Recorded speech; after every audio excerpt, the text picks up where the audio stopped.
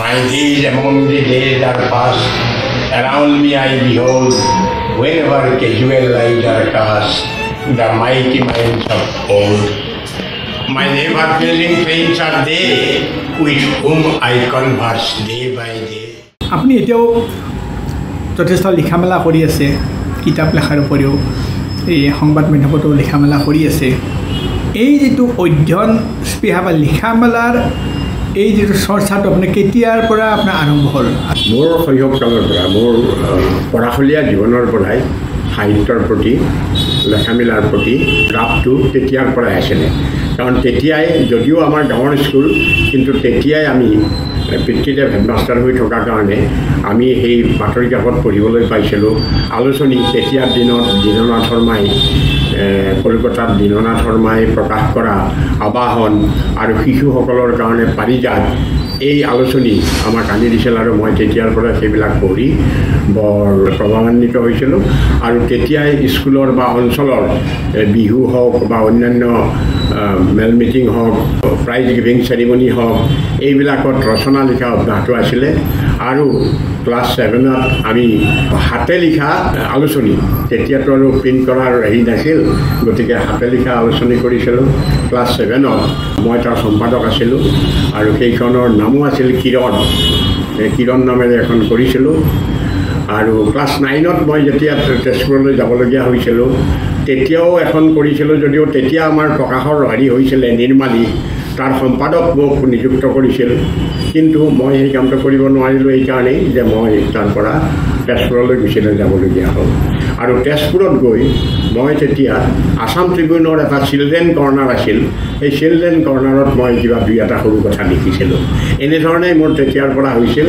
আৰু সেই 9ৰ পৰা ফাৰ্ষ্ট ইয়াৰ মানলৈকে তেতিয়াই মই বাংলা সাহিত্যৰ ৰবীন্দ্ৰনাথ, শৰৎ চেটাৰ্জী আদিৰ উপন্যাস আৰু অসমীয়া উপন্যাসসমূহ তেতিয়ালৈ যিখিনি ওলাইছিল, যদিও উপন্যাস পঢ়াটো আমাৰ অভিভাৱকৰ আগত পঢ়াৰ হেৰি সাহসটো নাছিল, এইবিলাক কিন্তু মই তাৰে মাজতে পঢ়িছিলোঁ। বিশেষকৈ ৰবীন্দ্ৰনাথৰ উপন্যাস আৰু গল্প আৰু শৰৎচন্দ্ৰ চেটাৰ্জীৰ গল্প উপন্যাস মই তেতিয়াই পঢ়িছিলোঁ। এনেধৰণেই মোৰ সাহিত্যৰ প্ৰতি ইণ্টাৰেষ্ট লাগিছিল। আৰু কলেজৰ সময়ত, কলেজত মই কটন কলেজত পঢ়া সময়তো মই কেইবাটাও প্ৰবন্ধ লিখিছিলোঁ। তাত আমাৰ কটনিয়ানত প্ৰকাশ হৈছিল। আৰু তাৰ কলেজ জীৱনৰ বাৰ্ষিক প্ৰতিযোগিতাবিলাক হৈছিল। তাত এছে লেখাৰ প্ৰতিযোগিতা আছিল। মই দুবাৰ দুটা প্ৰথম প্ৰাইজ পাইছিলোঁ। এবাৰ প্ৰথম বাৰ্ষিকত সোমায়েই জ্যোতিপ্ৰসাদৰ আগৰৱালাৰ ওপৰত এখন ৰচনা লিখিছিলোঁ। অতুল চন্দ্ৰ হাজৰিকাই বৰ সুন্দৰ প্ৰশংসা কৰিছিল তেতিয়া। আৰু তাৰ পাছত থাৰ্ড ইয়াৰত, তৃতীয় বিভাগত মই ইংৰাজীৰ মেজৰলৈ অনাৰ্ছ লৈ পঢ়িছিলোঁ। তাত এখন ইংৰাজী ৰচনা, impact of science on literature বুলি মোৰ মনত আছে, সেইখন ৰচনাও মই প্ৰতিযোগিতাত দিছিলোঁ, তাতো মই ফাৰ্ষ্ট হৈছিলোঁ। এনেধৰণেই মোৰ লেখা মেলাৰ প্ৰতি আগবাঢ়ি গৈছিলোঁ। এগৰাকী অধ্যয়নশীল ব্যক্তি হিচাপে আপোনাৰ কিবা বিশেষ বিষয় আছে নেকি চৰ্চাৰ বিষয়ে, যিটো আপুনি বেছি ভাল পায়, সেইটো জনাৰ লগতে আৰু বৰ্তমানলৈ আপোনাৰ প্ৰকাশিত কিতাপ, কেনেধৰণৰ কিতাপ পাতি ওলাইছে, অকণমান তাৰ আভাস এটা দিব নেকি? এইটো এটা মোৰ কাৰণে ভাল প্ৰশ্ন। মোৰ প্ৰথম অৱস্থাত মই সাধাৰণতে সৃজনশীল লেখাৰ প্ৰতিয়ে মোৰ আকৃষ্ট হৈ আছিলোঁ।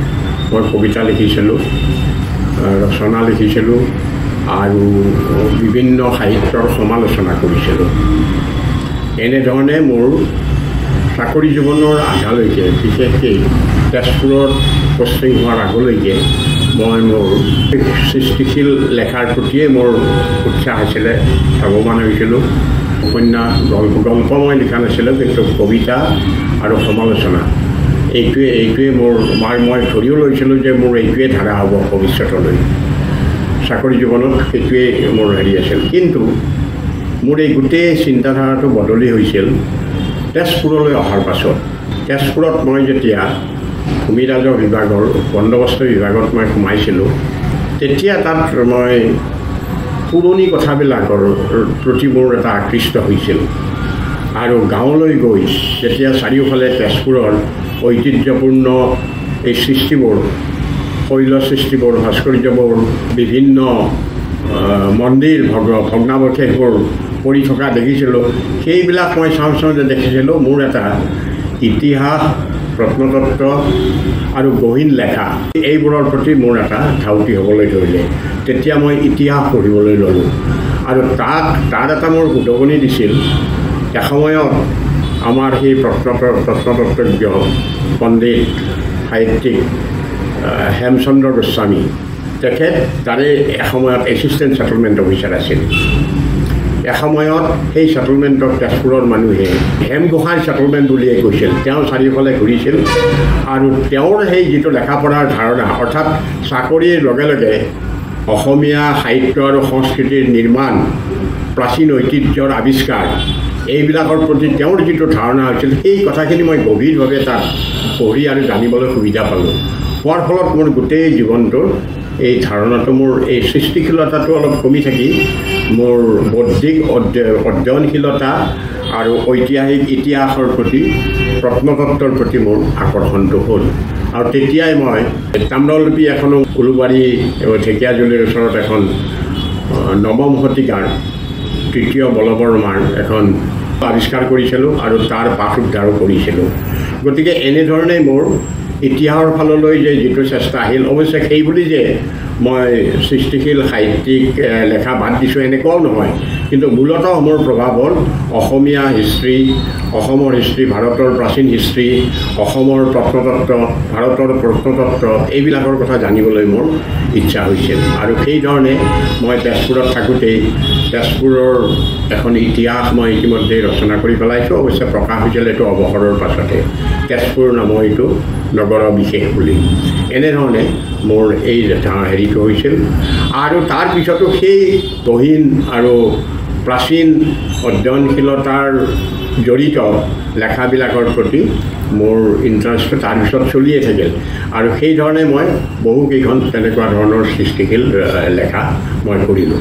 অৱশ্যে এইটো কথা নহয় যে এইটো মানেই যে সৃষ্টিশীলতাত কিবা বাধা হয়।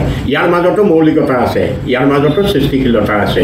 প্ৰত্নতাত্ত্বিক দিশত বা ঐতিহাসিক দিশত বিচাৰ বিবেচনা বিশ্লেষণ কৰিলেও তাত যে মৌলিকতা বা সৃষ্টিশীলতা হেৰাই যাব এনেকুৱা বুলি মই নাভাবোঁ। বৰ্তমানলৈ কেইখনমান পুথি প্ৰকাশ হ'ল, তাৰ আচুমু আধাৰ এটা দিব নেকি? মোৰ কিতাপ এতিয়ালৈকে বহু কিতাপ লেখা হ'ল, দুটা ভাগত বিভক্ত, এটা সম্পাদনা আৰু এটা স্বৰচিত। মোৰ এইখন এখন গ্ৰন্থ সৃষ্টি আৰু দৃষ্টি। এই গ্ৰন্থখনত মোৰ গোটেইবিলাক লেখাৰ সমালোচনা আৰু ইয়াৰ তালিকা আছে। গতিকে এই তালিকাৰ পৰা দেখা যায় যে মই ইতিমধ্যে স্বৰচিত গ্ৰন্থ মোৰ কেইবাটাও দ্বিতীয় তৃতীয় সংস্কৰণ আছে। এইবিলাক সকলো মিলাই এতিয়ালৈ 24খন হৈছে। আৰু গহীন গ্ৰন্থৰ সম্পাদনা অসম সাহিত্য সভাৰ আৰু কামৰূপ অনুসন্ধান সমিতি আৰু প্ৰকাশন পৰিষদৰ এইবিলাকৰ গ্ৰন্থ সম্পাদনা কৰিছোঁ। আৰু তেনেকুৱাকৈ ধৰি আৰু বিভিন্ন গ্ৰন্থ সম্পাদনাৰে সৈতে মোৰ এতিয়া প্ৰায় 32খন গ্ৰন্থ সম্পাদনা হৈছে। মোৰ স্বৰচিত গ্ৰন্থৰ ভিতৰত এইবিলাক বৰ সমাদৰ প্ৰাপ্ত গ্ৰন্থ, সাহিত্য বিষয়ক মোৰ সমালোচনাৰ গ্ৰন্থ, সাহিত্য সংবাহন বহুল প্ৰচাৰিত, তাৰপিছত প্ৰসংগ দেৱী দুৰ্গাৰ ওপৰত মই এটা বিশ্লেষণ, ধৰ্মীয় নহয় ঐতিহাসিক বিশ্লেষণ হিচাপে এখন কৰিছিলোঁ। সাহিত্য সংবাহনৰ 2টা সংস্কৰণ হৈছে। তাৰপিছত তেজপুৰ নামৰ এইটো নগৰ বিশেষ, ৰমণীয় সাহিত্য নাটক,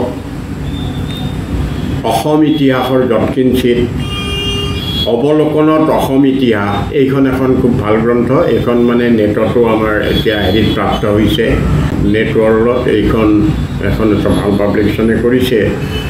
ইয়াৰো ডাঙৰ গ্ৰন্থ, এইখন আমাৰ 2য় সংস্কৰণ হৈ গৈছে।